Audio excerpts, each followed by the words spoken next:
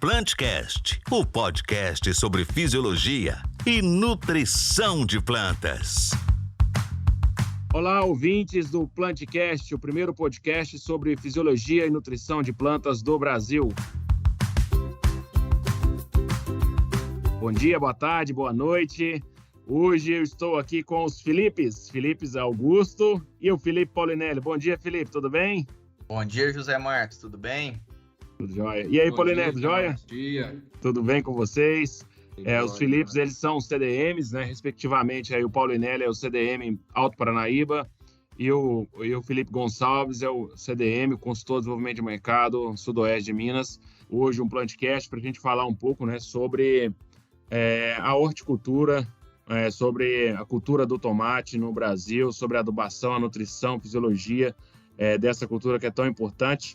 E para falar sobre esse assunto, nós convidamos aqui o especialista, o pesquisador, o professor Leonardo Aquino. Tudo bem, professor? Tudo bem, José Marcos, Felipe Augusto, Felipe Paulinelli, todos os ouvintes. É um prazer estar com vocês.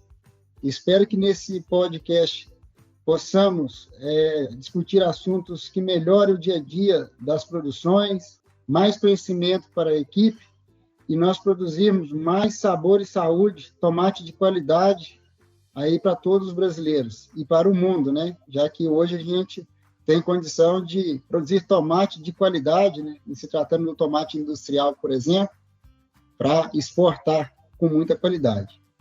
E agradeço mais uma vez o convite, ficou à disposição. Nós que agradecemos, professor, por estar aqui conosco, compartilhar todo o seu conhecimento com a gente. E só viu que eu vim aqui amado, né, com uma dupla de Felipe para a gente conversar um pouco aí sobre tomaticultura. E, professor, eu queria que o senhor apresentasse, né, falar um pouco sobre a sua história, a história do IPACER e sobre as suas linhas de pesquisa para os nossos ouvintes. Fica à vontade, professor. Eu sou filho de produtores de hortaliças e a principal hortaliça que a família trabalhou era tomate. Tem vários ainda da família que trabalham. E com isso eu tenho mais de 25 anos de experiência nesse mundo das hortaliças. E uma das principais, né, eu trabalho muito aí com batata, com cebola e com tomate. Tanto o tomate mesa quanto o tomate industrial. Eu sou engenheiro agrônomo, mestre e doutor em agronomia pela UFV. Eu também fui professor da Universidade Federal de Viçosa por 13 anos como docente no total. E algum tempo agora eu já estou dedicado exclusivamente ao IPACER, que é o Instituto de Pesquisa Agrícola do Cerrado. O nosso instituto ele foi fundado em 2014. Hoje nós atuamos com pesquisas em nutrição de plantas, variedades, manejo do solo, uso de herbicidas, né, fitossanitários, controle biológico em diversas culturas, mas muito focado nos cultivos de hortaliças. Nesta safra, a gente deve produzir mais de 200 experimentos entre as unidades de Minas e de Goiás, e a cultura do tomate é uma que nos últimos anos tem crescido muita importância em nosso instituto. Cultura que a gente não tem que tratar exatamente a cultura do tomate, mas o detalhe produtivo dentro de cada ambiente de produção, dentro de cada variedade e característica do produtor. O nosso instituto, né, tem a parte de pesquisa, pelo qual ele é reconhecido, de treinamento de equipes, e também nós temos uma equipe que desenvolve trabalhos de assessoria pelo Brasil, em diversas culturas de hortaliça. Nessa assessoria, nós trabalhamos de uma forma muito intensa na parte de manejo de variedades, de manejo do solo, recuperando as propriedades biológicas, físicas e químicas do solo, a fim de torná-los mais produtivos e ter um uso mais correto de insumos. Focamos muito em nutrição e indicadores do uso eficiente dos insumos, dentre eles os fertilizantes. Então, é um pouco aí da nossa história. A nossa empresa hoje tem aproximadamente 30 colaboradores que atuam tanto no departamento de pesquisa quanto no departamento de treinamento e consultoria. Excelente, professor. Muito obrigado pela explanação.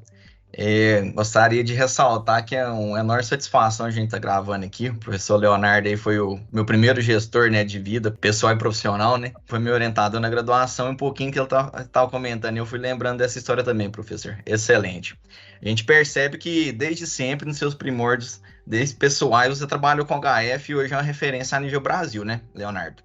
E pensando em HF, a cultura do tomate hoje, ela tem uma importância nutricional muito grande para nós, né? E a gente vê que tem muitos gargalos em todas as hortifrutis.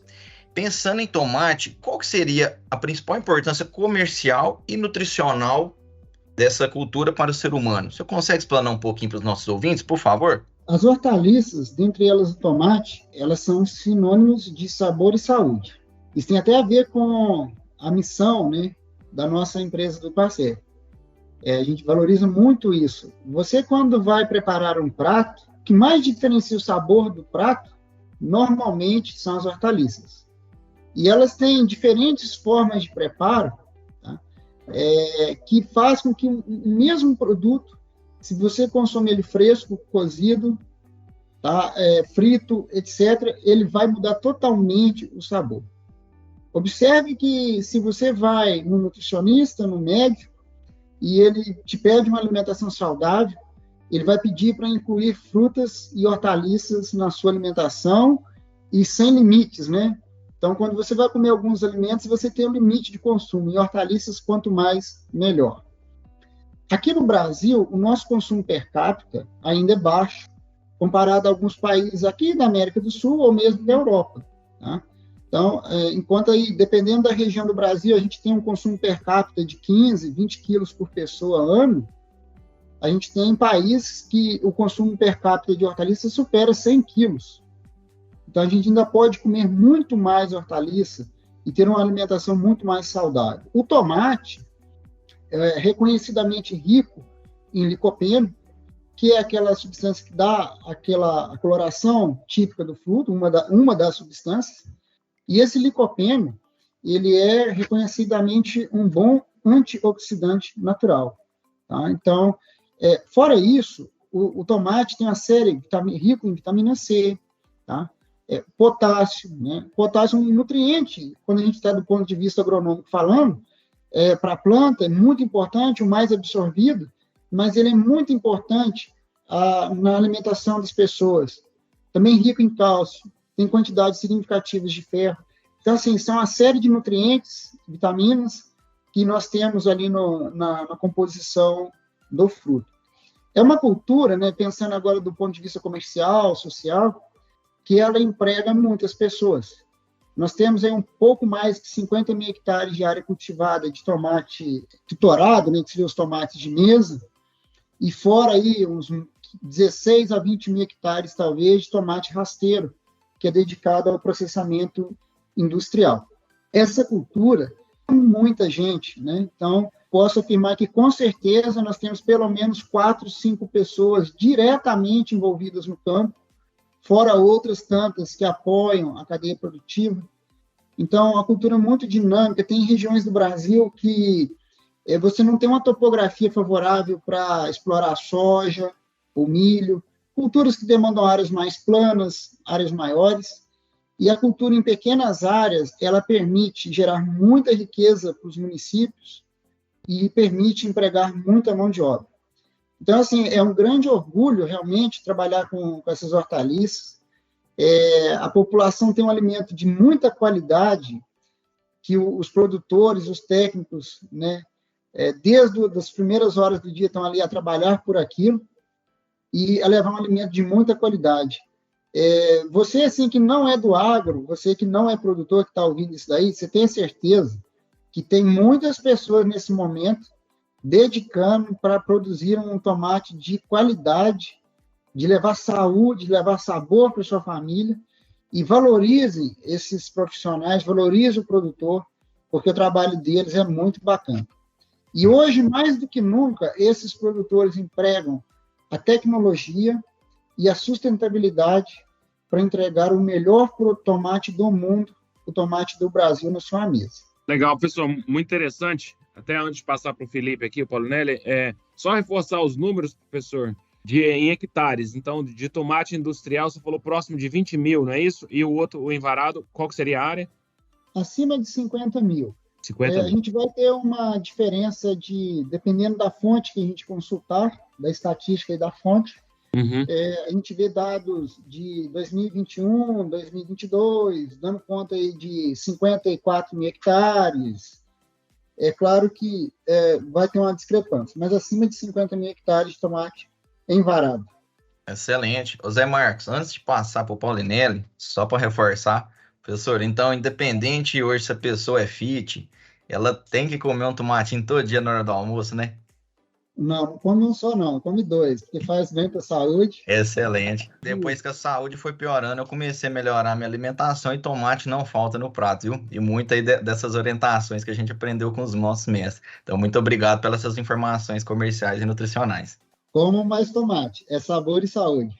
Não, bacana, professor. Com muito gosto, assim, né, que a gente escuta uma pessoa falar com tanta paixão assim, no HF, né, no tomate e tudo. A gente conhece aqui a grande referência que você é hoje aqui na região do Alto Paranaíba e agora no Mato Grosso, né, devido às suas pesquisas, suas consultorias e tudo.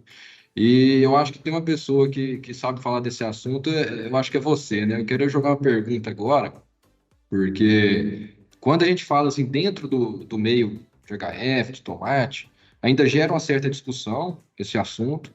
E quando a gente traz pessoas dos cereais, seja de cultivos perenes, eles assustam, né? Com os grandes volumes aí da adubação fosfatada, que é utilizado no HF, né? No tomate e outras culturas aí dentro do ramo do HF. Eu queria que você abordasse um pouco, né? Porque, na verdade, por que se utiliza tanto fósforo hoje, né, nessas culturas? Com você, com essa gama de trabalhos que você tem nessa área, eu acho que é a pessoa certa aí para a gente ter essa resposta. Ô, Felipe, agradeço a gente falar do assunto, que é muito bacana, alvo de muitos estudos da nossa equipe, que é o manejo de fósforo em hortaliças, entre elas o tomate. O tomate usa muito fósforo? Ainda assim, é muito necessário em algumas situações, mas hoje também existe a situação de produtividades elevadíssimas, com doses bem menores de fósforo. E a gente vai discutir tanto dessas doses maiores até as doses mais justas do uso.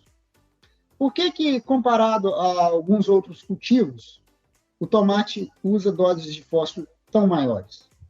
O primeiro ponto é que o sistema radicular da maioria das hortaliças ele não é tão habilidoso na absorção do fósforo.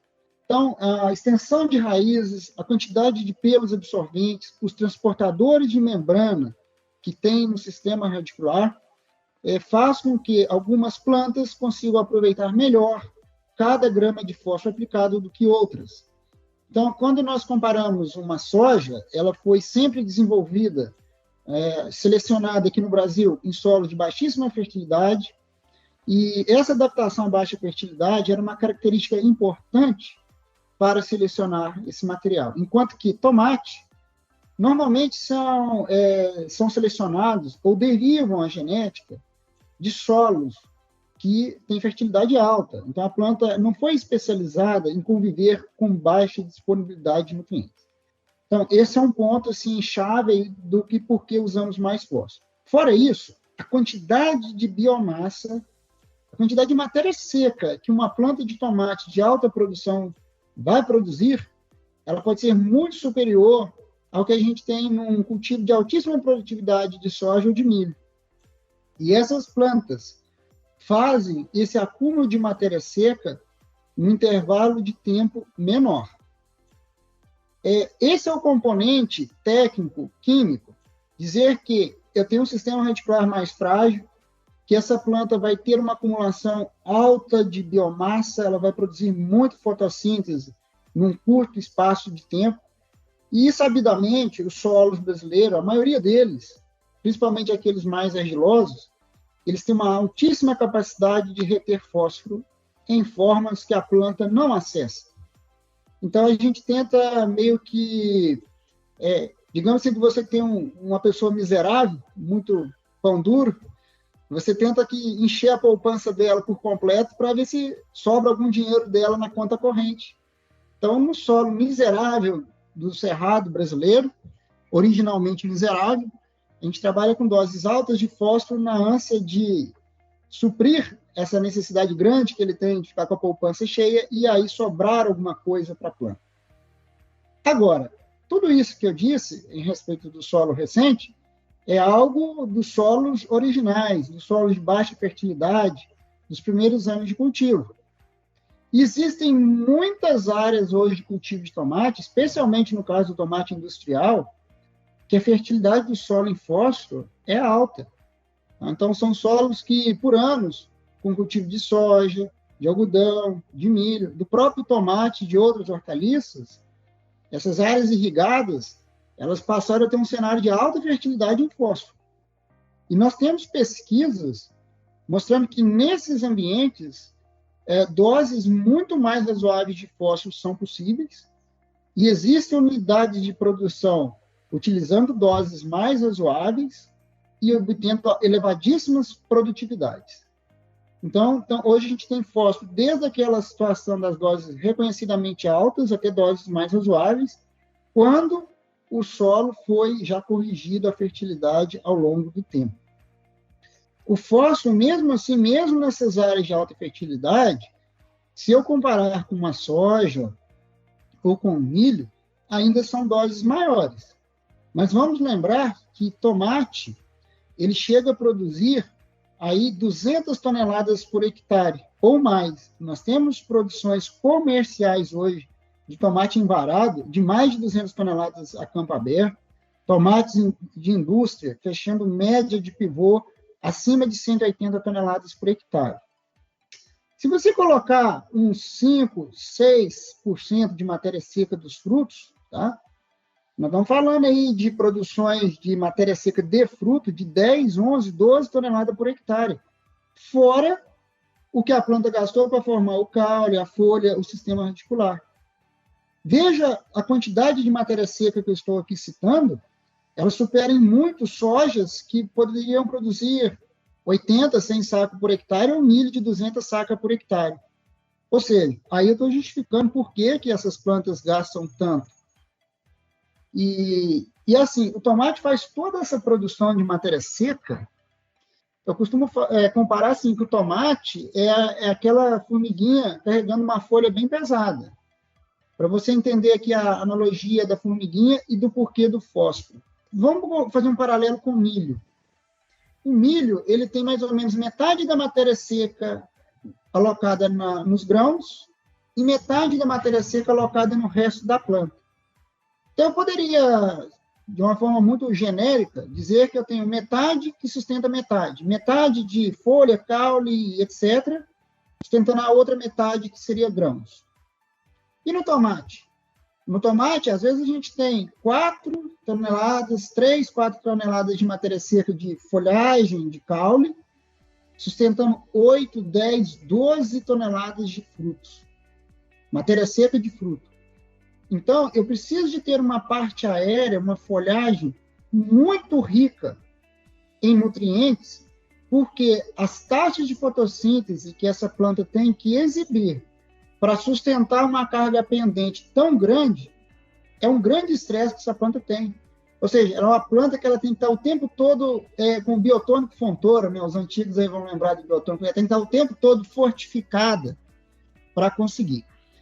E o fósforo, pessoal, ele tem uma característica importante, que ele é assim, o sinalizador, quando em baixa concentração, do término do ciclo. E para nós termos alta produtividade, precisamos de ter ciclo longo, plantas com altíssimo vigor no final. Como tem essa história aí da formiguinha, 3, 4 toneladas de parte aérea, que carregam 7, 8, 10, 12 toneladas de matéria seca de fruto, quando a folhagem está exportando carboidratos para os frutos, uma enorme quantidade de fósforo sai da folhagem e vai para os frutos. Então, se a adubação não é suficientemente adequada, ela não consegue repor constantemente o fósforo que a planta perde da folha junto com o carboidrato para os frutos. E essa folha empobrecida começa a entrar num processo de catabolismo, de senescência, e essa folha começa a perder efetividade na fotossíntese reduzindo a produção de frutos e reduzindo o ciclo do cultivo. Então, o fósforo, digamos, ele é o acelerador, ele é o vigor ali final da planta, e a gente, devido à baixa mobilidade no solo, na maioria dos casos, a gente trabalha realmente com uma dose maior no solo em comparação a outras culturas, mas essa maior dose, ela não deve ser regra. Se nós analisarmos a fertilidade do solo, o grau de estruturação, a época de cultivo, tá? Tem uma série de fatores que a gente pode comentar mais à frente, a gente pode otimizar essa dose de fósforo, obter altas produtividades com o uso mais razoável deste nutriente.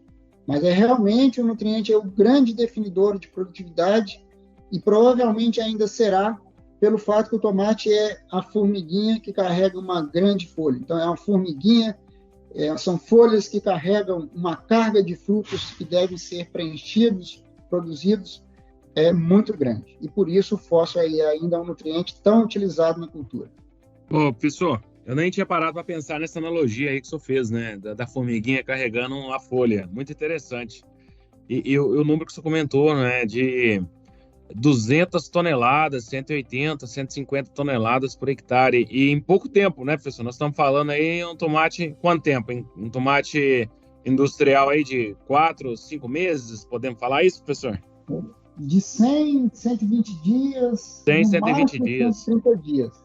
Então, imagina. As variedades que vão passar disso, né? Então, imagina, em 4 meses, produzir aí 200 toneladas por hectare. É um volume muito grande, né? Uma massa muito grande. São poucas culturas que têm essa capacidade, né? Quando eu olho cana-de-açúcar, os americanos já ficavam assustados com 100 toneladas por hectare, mas era em 12 meses, né? Agora, imagina 200 toneladas em 4 meses. Então, Nós temos variedades hoje, José Marcos, que tem potencial para produzir acima de 250 toneladas até 300 toneladas por hectare. Nós temos isso aqui já em pesquisa. Legal. E nós acreditamos que muito breve vamos ver isso nos cultivos comerciais aqui do Brasil. Tomates que podem produzir 300 toneladas por hectare. Então, imagine a demanda de nutrientes, o cuidado que deve ter com fósforo nesse tipo de cultivo. Não, aí fica claro a demanda, né, nutricional, por isso que precisa ter uma alta adubação, porque a produção de biomassa, né, podemos falar assim, a produção ali é muito grande. E voltando adentro ainda da nutrição, professor, mas voltando para um assunto que é bem comum, todo mundo falar, né, o fundo preto no tomate, né? Por que ocorre o fundo preto, professor? E ele está relacionado a alguma deficiência nutricional, de cálcio, magnésio, boro, algum desequilíbrio desses nutrientes? Se eu puder comentar um pouco mais sobre o fundo preto. O fundo preto, ou também podridão estilar, né, ela é uma deficiência de cálcio no tecido. Eu gosto de usar esse termo, frisar que é a deficiência de cálcio naquele ponto que é lá na parte inferior do fruto, onde está terminando de formar o septo, a parede do fruto, que você vai ver uma região enegrecida que o produtor, que tecnicamente a gente chama de fundo preto. Aquilo ali, por que eu gosto de frisar que aquilo é uma deficiência no local? Porque, para não dizer que necessariamente você tem que aplicar mais cálcio no solo. Em muitas situações, o solo está repleto de cálcio, no entanto, lá naquele ponto do fruto não tem cálcio suficiente. Aí vamos discutir um pouco aqui por que não pode não ter cálcio suficiente naquele ponto. O primeiro ponto é o mais simples, é pensar que eu não fiz uma boa correção de cálcio no solo. Então, nós precisamos, sim, de ter uma boa correção com os corretivos de acidez. Em algumas situações, complementações com gesso, porque, às vezes, só o corretivo de acidez você induz um pH muito elevado e o gesso ele não vai alterar o pH, mas vai alterar positivamente a disponibilidade de cálcio. E, no caso do tomate, nós podemos pensar também em fontes solúveis de cálcio no caso de fertirrigação. Então, a gente tem o nitrato de cálcio, o cloreto de cálcio, nós temos polissulfatos, tá? São fontes extras de cálcio solúveis que a gente pode utilizar pensando que aquele problema fosse exatamente a deficiência do nutriente no solo. Mas eu posso ter o solo muito bem corrigido com calcário, com gesso, com fontes solúveis e ainda assim identificar a deficiência de cálcio lá no tecido. Muitas dessas ocorrências, elas têm a ver com desequilíbrio da adubação com potássio. A gente observa ainda que tem muitos produtores que utilizam quantidades excessivas de potássio nas fases iniciais do tomateiro. Aquele ciclo de 120, 140 dias para o tomate rasteiro, 150 dias para o tomate envarado, vamos dividir aquele ciclo em 3. No primeiro 1/3 do ciclo, ou seja, até mais ou menos 35, 40 dias, normalmente o tomate não absorveu 10% do potássio que ele vai exigir em todo o ciclo. A maior parte do potássio ele é absorvido no segundo terço, entrando para o terceiro terço do ciclo. Ou seja, de 40 a mais ou menos 90, 100 dias, é ali que o tomate vai absorver a maior quantidade de potássio. No entanto, como dito no item anterior, o tomate ele é muito exigente em fósforo. E, às vezes, o produtor vai utilizar um formulado NPK de plantio que tem uma relação nitrogênio-potássio estreita. E, para carregar muito fósforo, ele acaba carregando muito potássio. E, pior ainda, de uma forma localizada, muito próxima ao sistema radicular.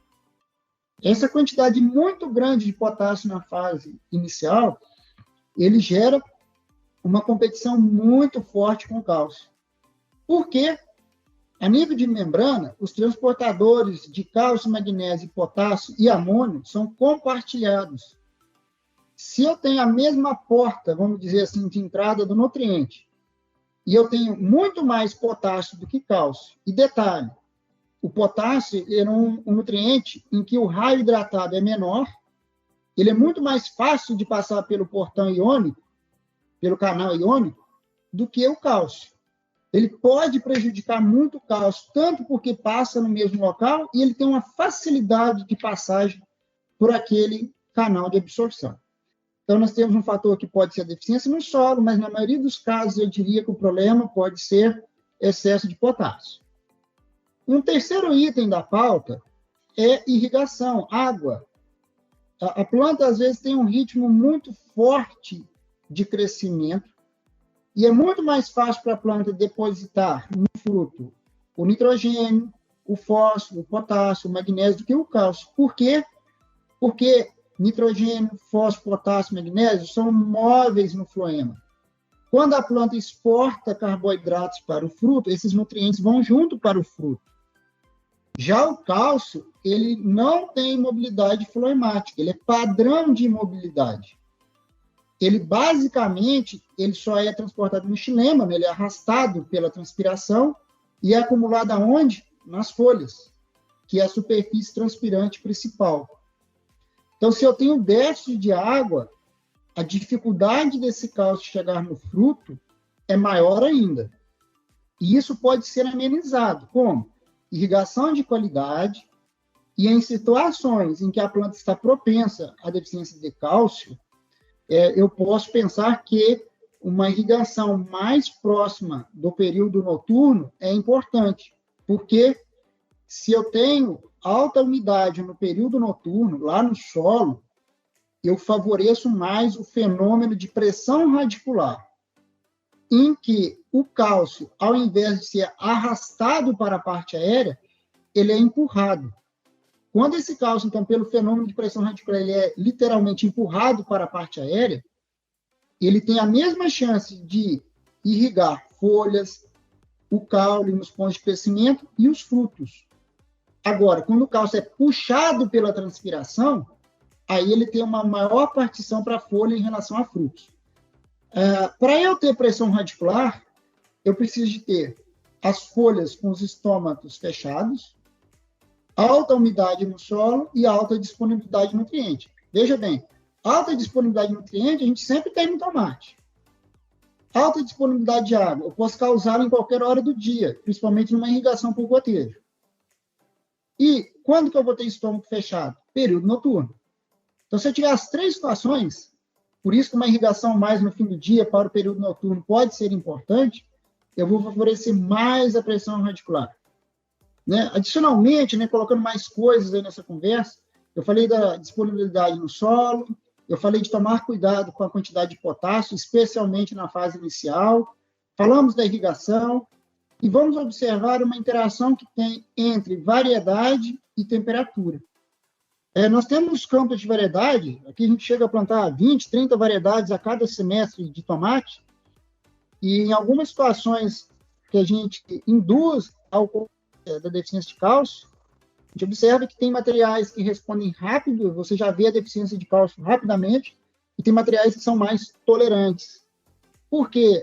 O sistema radicular, às vezes, de um material é mais hábil que de outro para absorção de cálcio, ele exibe mais pressão radicular, ele tem raízes mais profundas, mais capazes da absorção de água e tolera maior o estresse de calor. Então, assim, escolher a variedade para aquele ambiente em que eu vou ter mais temperatura alta, umidade relativa mais baixa, esse tipo de ambiente, temperatura alta, umidade relativa baixa, ele favorece o cálcio e mais para a folha do que para o fruto. Então, eu preciso ter uma variedade que tolere melhor essa situação. Nós temos pesquisas recentes mostrando que nessas variedades que têm mais suscetibilidade à podridão estilar, né, ao fundo preto, se você combinar elas com porta-enxerto correto, o porta-enxerto pode ser uma via de melhorar a absorção de cálcio. É claro que você precisa de ter a combinação correta, não é qualquer combinação que vai te entregar essa resposta, mas é uma via importante. E acabou que, assim, no início da sua pergunta, você falou do magnésio. O magnésio ele não é relacionado diretamente ao tema fundo preto, mas eu considero o macronutriente, ou talvez o nutriente mais negligenciado no caso do tomateiro. Então, eu vou pegar aqui, você me dá licença para falar de magnésio também, José Marcos? Com certeza, professor. Eu comentei do magnésio e do boro também. Fica à vontade, viu, professor? Estamos aprendendo muito aqui com o senhor. Está excelente. Fica à vontade para comentar aí do magnésio. Uma dúvida recorrente, né, Zé Márcio, que é o fundo preto. O professor já explanou uma aula de fisiologia e de fertilidade para nós. Né? Antes de eu pular para o magnésio, vou dar uma conclusão aí do fundo preto. Olha, faça o básico bem feito. Corrija o solo, tá? Faça a calagem com uma certa antecedência. Em solos em que a CTC é mais baixa, que você pode, às vezes, estar com limitada dose de calcário, pensar numa certa quantidade de gesso. Planeje a sua adubação potássica para ela ficar mais pesada a partir dos primeiros cachos formados, que é quando, de fato, a demanda aumenta. Capriche na irrigação. Tá? Caprichar nem solo seco e nem encharcado. Turno de rega curto, mas de acordo com a demanda da planta. E pense em fornecer frações de cálcio solúvel, seja no adubo de plantio, ou seja, nas fertirrigações, para você manter uma altíssima disponibilidade de cálcio. Estude a variedade que você vai plantar naqueles períodos em que as temperaturas são muito acima de 28, 30 graus, e que você tem muitas horas do dia, umidade relativa baixa. Então, isso é o básico para a gente manejar fundo preto. A nossa estação de pesquisa faz curvas de absorção de nutrientes que ajudam para cada variedade de tomate. A gente faz isso para diversas companhias e essas curvas são disponibilizadas pelas empresas que têm as sementes. Então, você produtor, você técnico, procure com a empresa e lá a gente tem uma sugestão de adubação que para você ter um ponto de partida, de refino e sofrer menos com esse problema. E o magnésio, né, que não tinha a ver exatamente com o fundo preto, mas é um nutriente muito importante, eu vou discutir um pouco dele aqui. O magnésio, eu falo assim, ele é o mais negligenciado, tá? Ou um dos mais negligenciados no tomate, e ele é fundamental, ele é um nutriente de alta produtividade. A gente nunca vai falar de deficiência de magnésio em lavouras de baixa produção, somente em lavouras de alta produção. E eu vou fazer um gancho numa pergunta anterior do Felipe, em que ele perguntou sobre o fósforo. E eu falo muitas vezes em palestras, eu vou falar aqui hoje no Plantcast. O produtor ele dá um foco gigante no investimento no fósforo, e está certo. Mas tem muitos solos que ele poderia otimizar essa dose de fósforo para ter espaço financeiro para investir também em magnésio. Por quê? A gente tem uma preocupação grande com cálcio, por conta da podridão, do fundo preto, podridão estilar. Também nós temos uma preocupação grande com potássio. Sim, o potássio ele é o mais ou o segundo mais absorvido, mas na maioria das variedades o mais absorvido pelo tomateiro. E lembra que eu disse que os canais iônicos, eles transportam cálcio, magnésio e potássio?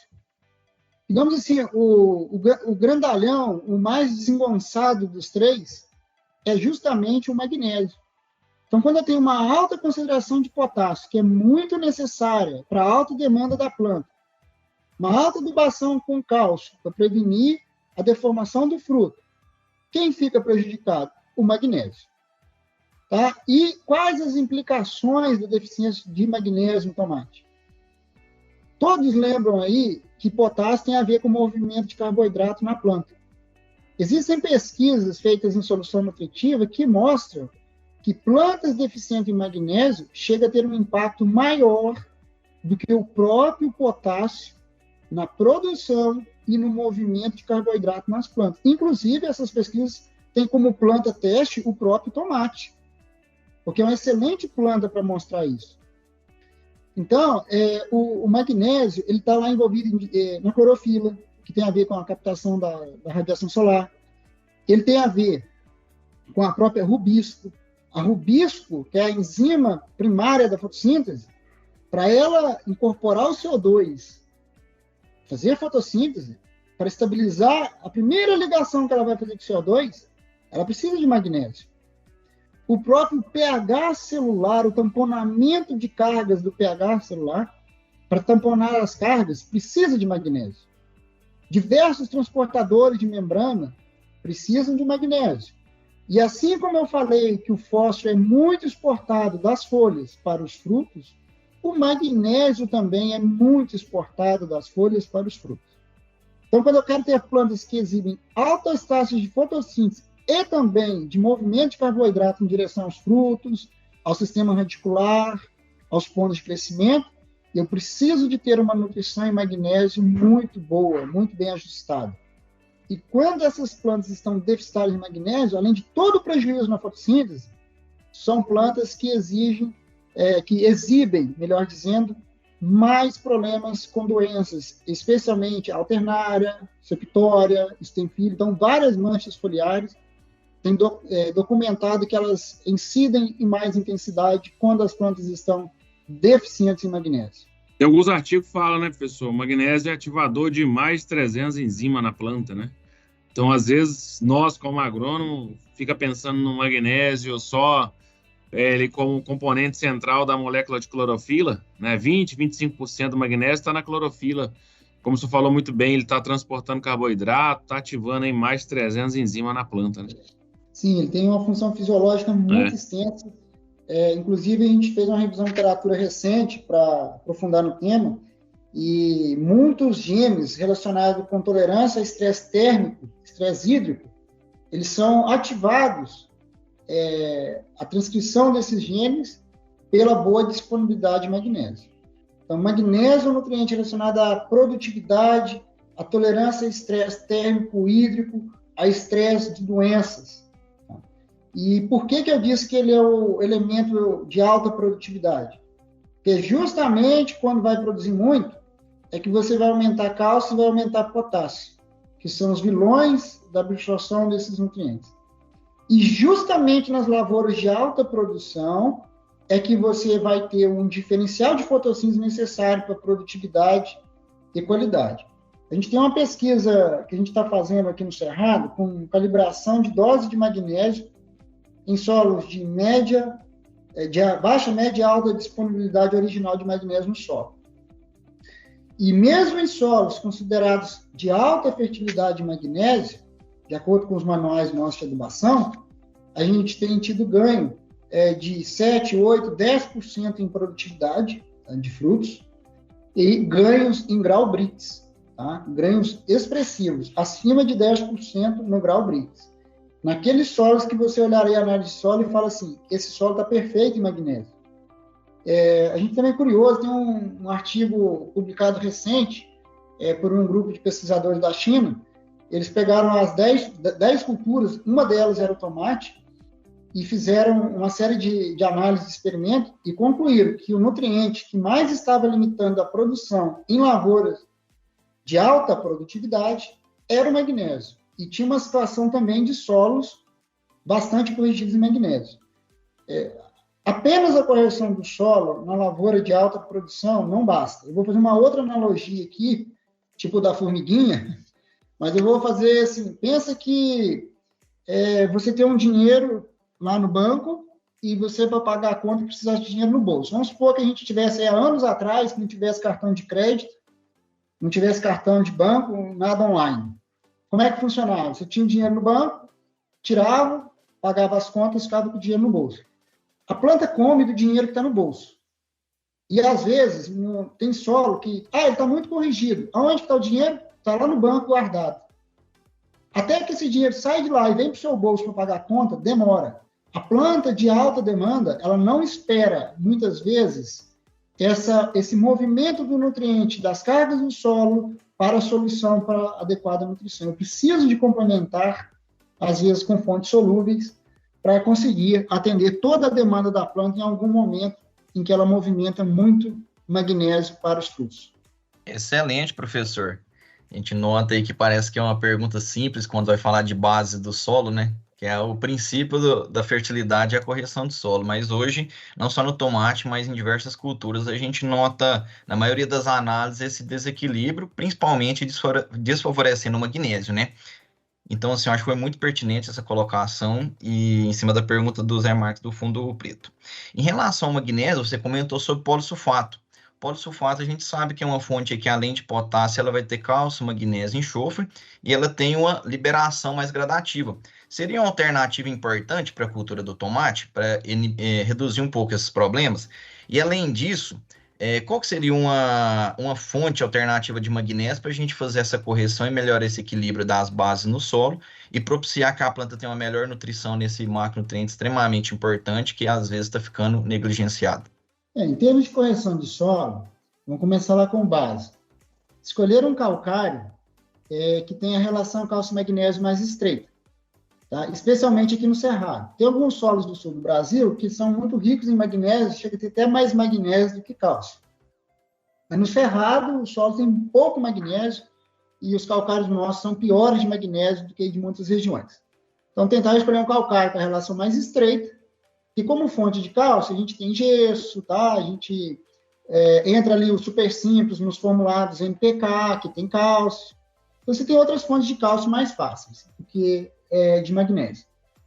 Depois, a gente pode pensar que uma parte do potássio que vai lá no suco de plantio, ou para aqueles produtores que ainda fazem a montoa, na montoa, que uma parte desse potássio, ou a totalidade dele, poderia ser um sulfato duplo de potássio e magnésio ou um polissulfato de cálcio, magnésio e potássio. Então, qualquer uma dessas duas fontes, eles têm magnésio solúvel. É solúvel, mas tem uma solubilidade em água, em gramas por litro, menor do que um cloreto, por exemplo. Então, eles vão solubilizando de forma mais gradativa. Isso é muito importante, porque vai sustentar esse magnésio no solo por um período maior. Então, nós podemos pensar aí que uma parte do potássio do adubo de plantio fosse o polissulfato ou o sulfato duplo de cálcio e magnésio, de magnésio e potássio, ou o polissulfato que tem os três, né? Cálcio, magnésio e potássio. E, além disso, vamos colocar o sulfato de magnésio na água de irrigação. Então, existe aqui a serita granulado, que poderia ser formulado junto nos adubos de plantio, uma possibilidade, que vai na mesma linha ali do polissulfato, ou o sulfato de magnésio heptahidratado, né, que é sal para fertigação, que a gente aplicaria, por exemplo, via gotejo. Então, naqueles momentos em que eu vou pesar a mão na adubação potássica, e, digamos assim, é o vilão do magnésio, eu faria um complemento mais importante de magnésio via sulfato também, para contrabalancear essa grande quantidade de potássio que está ali naquele momento. Tá? Então, eu acho que a gente tem que atuar em tudo, na correção, na adubação de base, que é onde encaixa o sulfato duplo de potássio, magnésio e o polissulfato, e depois nós podemos atuar mais lá na frente com a fonte para fertilização também. Perfeito, Leonardo. Além desses gargalos nutricionais, aproveitando que a gente já falou um pouquinho de fisiologia, isso abrangeu já diversos aspectos aí enzimáticos das funções dos nutrientes, tem mais algum gargalo fisiológico importante hoje que o senhor enxerga na cultura do tomate? Tem, eu ainda acho que esse gargalo que eu vou dizer, ele é antigo e ficará atual por muitos anos, que é o boro, né? O boro, ele tem uma dificuldade de redistribuição muito similar ao que a gente comentou do cálcio. Então, ele vai tender a ficar mais alocado nas folhas, e a gente enxerga uma diferença de demanda muito grande entre as variedades de tomate. Para vocês terem ideia, para a mesma produtividade,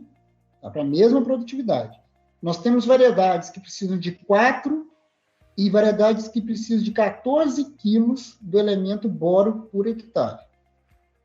Isso que as nossas curvas de absorção apontam. Então, assim, o produtor ele precisa de ter realmente uma noção de como que é o comportamento da variedade dele e ter uma estratégia efetiva de suprir esse boro. Então, a estratégia é o quê? Ele precisa de ter, talvez, uma fonte granulada. E a granulação ela é uma forma de controlar a liberação da fonte. Quando tem uma fonte granulada, ela vai liberar um tanto hoje, um tanto amanhã e assim por diante. E, às vezes, combinar isso com uma fonte de fertilização, talvez, ao longo do ciclo. Então, ele precisa de ter uma reserva, uma poupança, vamos assim dizer, alguma fonte granulada, e sustentar isso todo o ciclo. Tem variedades de tomate mesa que você precisa de realmente ter adubação com boro desde a primeira semana, e tem que ser toda semana você precisa de ter intervenção. E muito mais importante do que a dose é a frequência. A gente precisa ter uma frequência da dose determinada para a variedade, para que a gente consiga nutrir bem. E aquele aspecto que eu falei da água, da irrigação noturna, de ter pressão radicular, ele é muito importante para que chegue boro lá nos pontos de crescimento do fruto, nos pontos do ápice caulinar. Então, o boro, ele é, sim, ainda um gargalo fisiológico importante. A gente pode colocar também como outros gargalos, variedades que têm baixo vingamento de flores, quando está com temperatura muito alta. Então, assim, ficar de olho nesse tipo de material, ver como que você vai trabalhar esse material, a janela de plantio que você vai colocar para ele, ou um cuidado a mais que você deve ter com essa variedade, tanto no manejo do boro, que tem a ver com o vingamento das flores, polinização, formação inicial do fruto, como também com o manejo de água. Então, boro, variedade, clima, você tem que trabalhar esse conjunto para que você tenha a nutrição em boro correta, de acordo com o material e região que você está. Tá? O boro ele tem a ver com tolerância também a déficit hídrico, tá? Movimento de água da planta, permeabilidade da membrana. Então, quando eu estou com planta mal nutrida em boro, não é só o boro que é prejudicado. Se a permeabilidade de membrana está ruim, todos os demais nutrientes, inclusive a água, tem absorção prejudicada, porque a membrana não tem a sua fluidez plena. Então, a gente precisa de estar sempre muito atento a esses detalhes do manejo com o boro. Não, bacana, professor. Aproveitando esse gancho até da fisiologia, e tudo aí que o senhor abordou muito bem, no Alto Paranaíba, principalmente, a gente encontra, queria sair um pouco até da adubação via solo e partir um pouco para a adubação via folha, que é muito importante, a gente sabe também. A gente encontra produtores e até talvez técnicos e agrônomos da região do Alto Paranaíba usando um grande volume de foliar, e do lado alguns produtores e técnicos também usando quase nada, Então eu queria ver assim, se tem algum gargalo também, qual que é a resposta real aí de fertilização foliar de macro e micronutrientes que o senhor tem encontrado aí que dá uma boa resposta na cultura do tomate? Felipe, tem alguns nutrientes que a resposta à aplicação foliar é muito interessante. Eu vou colocar assim o principal deles, o molibdênio. É um nutriente também que o pessoal negligencia muito em hortaliça, tá? Então, assim, o molibdênio é muito importante. Todo mundo lembra de molibdênio em soja, feijão, por causa da fixação biológica, de nitrogenase. Mas o molibdênio ele é componente da nitrato adutase, um cofator, que é a primeira enzima do metabolismo do nitrogênio.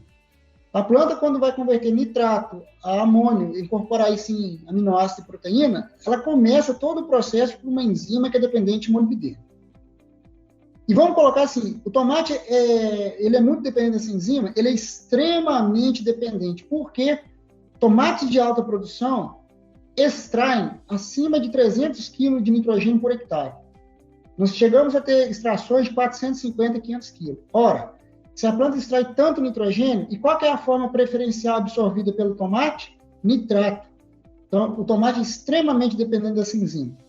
Toda planta que vai ser muito extratora, vai extrair muito nitrogênio, cuja forma preferencial seja nitrato, essa planta ela vai depender aí de um bom suprimento de molibdênio. E quando que eu devo suprir esse molibdênio? Ao longo de todo o período vegetativo. Então, são doses pequenas. A gente não tem um estudo clássico, pelo menos a gente não conhece, não tem na nossa empresa e nem na literatura a gente vê, de molibdênio em tomate. Tá? Mas a gente conhece alguns estudos em couve-flor, por exemplo, que citam uma dose na ordem de 200 gramas por hectare do elemento. Então, talvez seria razoável que em tomate, pelo menos, essa dose fosse aplicada, dividida ao longo do ciclo, né?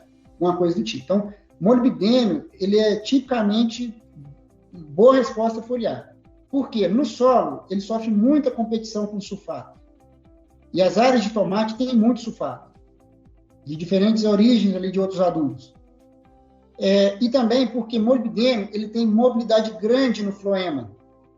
Ele pode ser muito armazenado e mobilizado. Então, ele tem todos... E a dose é baixa. Então, baixa dose, mobilidade no floema, ainda tem algum problema de competição no solo. Então, ele se dá muito bem nessa complementação. Agora, os demais nutrientes, eu preciso de analisar caso a caso. Então, por exemplo, às vezes eu tenho um solo com pH elevadíssimo, tá? E com muito fósforo na linha. Esse ambiente, talvez, ele é ruim para micronutriente metálico. Para cobre, para ferro, para manganês, para zinco.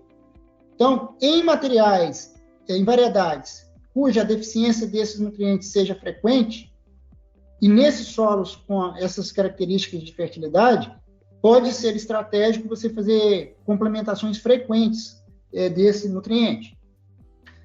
Nós temos pesquisas também no nosso instituto que mostram que lavouras de altíssimo potencial produtivo, isso eu estou fazendo assim, lavouras acima de 180 toneladas por hectare. Você pode ter resposta positiva a fazer várias complementações nutricionais de fósforo. Tá? Então, a gente já fez isso, fonte solúvel, aplicado várias vezes. Agora, sim, se faltar fósforo no solo, não tem resposta a essa complementação foliar. Você tem que estar com a base bem feita e a lavoura tem que estar preparada para realmente produzir muito. Lembra aquela história que eu falei que a folha fica empobrecida devido ao fósforo que vai para os frutos? Você vai retardar esse empobrecimento da folha lá naquela fase que tem muito fruto sendo enchido. Agora, isso só dá resposta quando as condições hídricas, nutricionais são todas perfeitas. Aí eu posso ter até um macronutriente. Então, assim, via de regra, macronutriente tem uma resposta mais limitada. Mas o fósforo é um macronutriente que ele é tão complexo e ele é tão removido da parte aérea que ele pode aparecer o resultado, tá, numa situação dessa. A gente já tem pesquisa dessa natureza com tomate, tem com batata, com cebola, com alho. E sempre que eu tenho todos os fatores favoráveis, do ponto de vista nutricional, hídrico, e a planta preparada para altíssima produção, a resposta aparece. Então, assim, enxergar análise de solo, contexto de pH, a variedade, se as condições hídricas estão favoráveis à cutícula hidratada, quando aplicar o micronutriente via foliar numa condição em que o tecido ainda esteja jovem, para que a cutícula seja mais favorável à absorção, pode ter resposta. Mas realmente é um assunto que, digamos assim, ele é técnico e delicado, porque ele exige uma leitura muito boa do ambiente de produção para ter uma resposta boa. Professor, interessante, né, sobre esse comentário aí do molibdênio. Tem muitos artigos mostrando, né, algumas culturas. Eu fiz minha tese de doutorado também com nitrogênio, né, fiz aqui em Piracicaba, no Sena, e o professor Trivelin, ele trabalhava bastante isso, estudar a preferência de absorção de algumas culturas, se é nitrato ou amônio, o gasto energético, né, da planta absorver, assimilar, transformar nitrato para amônio, aminoácidos. Tem plantas que preferem amônio, tem plantas que preferem nitrato. Enfim, é um assunto muito interessante. E dentro dessa seara, professor, de aplicação foliar, nós estamos com algumas pesquisas com o selênio, né? O foco aí na biofortificação, shelf life, e a gente tem visto o selênio, ele em alguns casos na planta, ele substitui o enxofre, faz parte lá da metionina, da cistina, de alguns aminoácidos no lugar do enxofre, e ele também tem atuado, principalmente reduzindo a síntese de etileno. E apesar do selênio aí não ser um elemento, vamos falar assim, essencial para a planta, né? A planta completa o ciclo dela sem ele, mas a gente tem enxergado alguns benefícios, ele se enquadra como benéfico. E principalmente no foco aí da biofortificação, né? A população ela tem uma carência de selênio. Pensando em reduzir etileno, pensando em aumentar a shelf life, o que o senhor enxerga, professor, para o futuro? O senhor tem visto algo também aí com o selênio, com foco em biofortificação? Tem trabalhado nessa área, professor?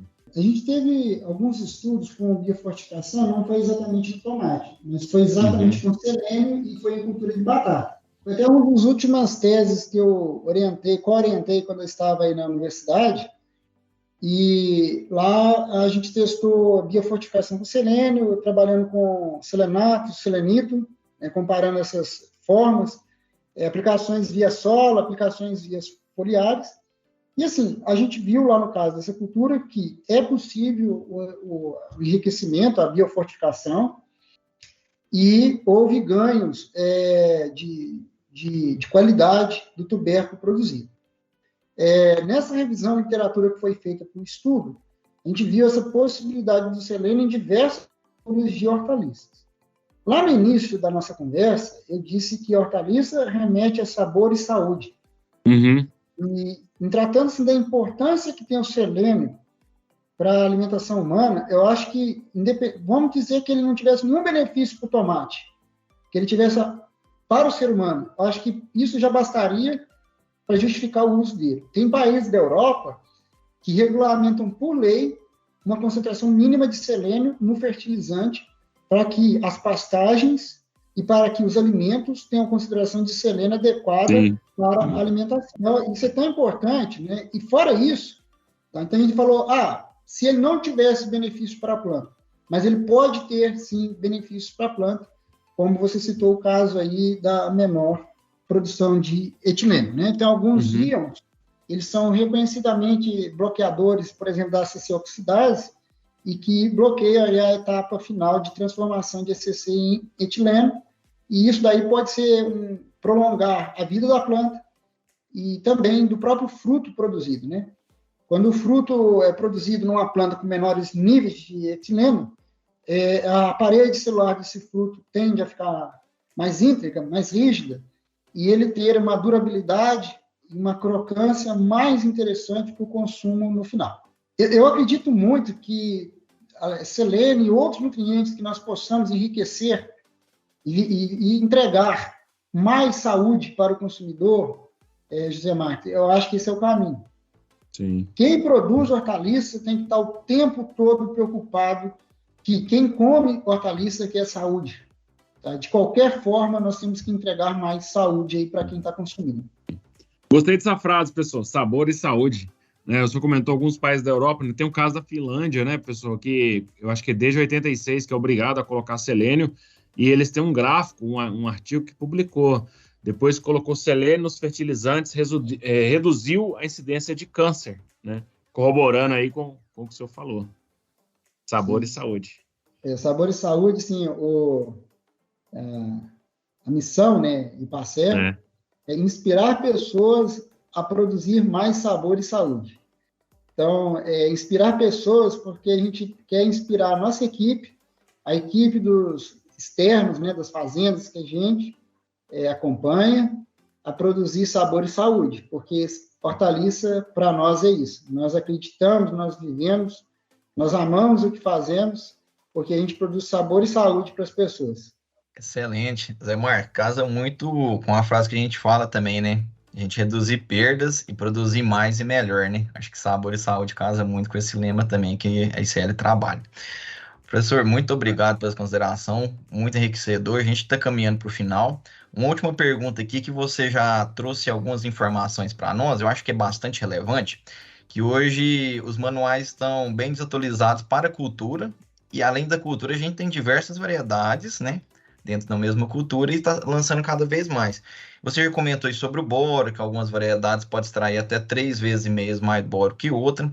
Em relação a isso, esse novo manejo de adubação, essas curvas de absorção que vocês estão estudando, essa adequação de adubação para menor desperdício, novas variedades, qual que seria o último recado para você passar para nós sobre esse tema?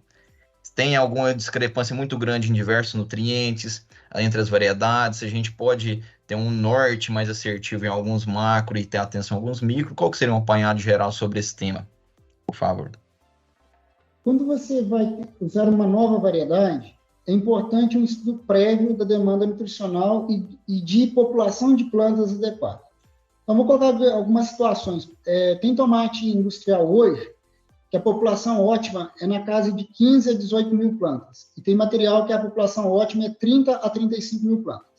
Então, nós temos uma população que pode variar o dobro, dependendo aí da variedade. Nós temos materiais de tomate, também indústria, que a demanda de nitrogênio é 100 a 140 quilos por hectare, e tem materiais acima de 280 quilos por hectare. E se eu pegar esses números no tomate mesa, a coisa é pior. Você tem variedades que precisariam de 200, 250 kg de N, materiais aí que superam 500 kg de nitrogênio por hectare, dependendo da região e da potencial produtivo. Então, você tem diferenças marcantes em nitrogênio, em potássio. Tá? Potássio, por exemplo, eu pego materiais de mesa tipo longa-vida, normalmente são materiais de um grupo que a necessidade de potássio é menor. A gente está falando aí de 4, 5 quilos por tonelada de fruta. E a gente já pega materiais do grupo Saladete ou italiano, que são demandas maiores, geralmente de 6, 7 quilos, até um pouco mais por tonelada. Mas vamos lembrar que as plantas produzem o quê? 100, 150, 200 toneladas. Então, quando eu pego uma diferença de 2 e multiplico por 150, 200, veja o impacto disso na adubação. Então, assim, ter esses números básicos, e hoje a maioria das companhias de semente estão fornecendo esses números, tanto o IPACER, quanto universidades, outros centros de pesquisa, têm feito esses estudos para as empresas.